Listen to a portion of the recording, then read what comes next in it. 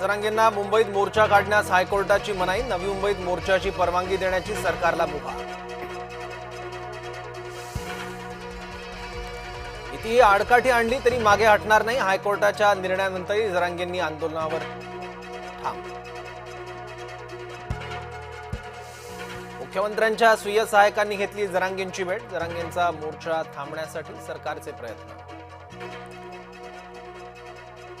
शांतता हवी असल्यास युद्धासाठी तयार रहा, संरक्षण प्रमुख अनिल चौहान यांचं वक्तव्य।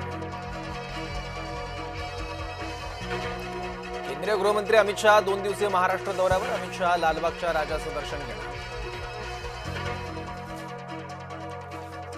भंडारा जिल्ह्याचे पालकमंत्री बदलले। पंकज भोयर भंडाऱ्याचे नवे पालकमंत्री।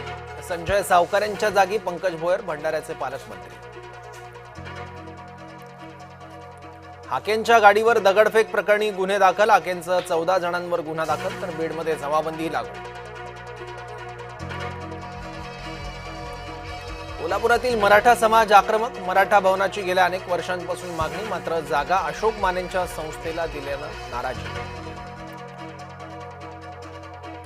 बोगस शालार्थ आयडी घोटाळा प्रकरणी कारवाई। आर्थिक गुन्हे शाखेकडून मुख्याध्यापकांची 6 तास चौकशी। 10 शिक्षण संस्थांमधील मुख्याध्यापकांची चौकशी।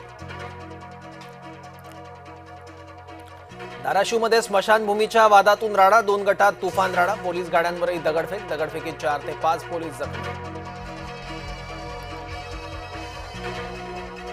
सार्वजनिक ठिकाणी मोकाट कुत्र्यांना खाऊ घालण्यास बंदी। नागपूर पोलीस आयुक्तांचा मोकाट कुत्र्यांसंदर्भात निर्णय।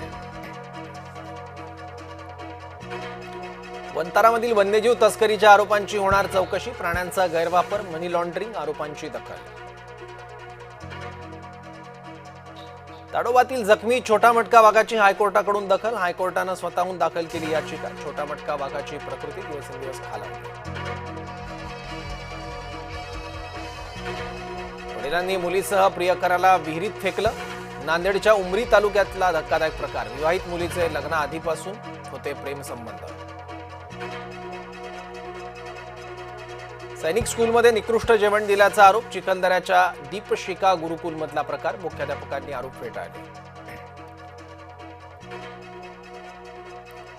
गोंदियात लाडकी बहीण योजनेचा गैरफायदा। 32,873 कुटुंबातील 2हून अधिक महिलांनी घेतला लाभ। पडताळणीत प्रकार उघड। पेरूमधल्या घृष्णेश्वर ज्योतिर्लिंगाची झीज। मंदिर समितीने लक्ष देण्याची मागणी।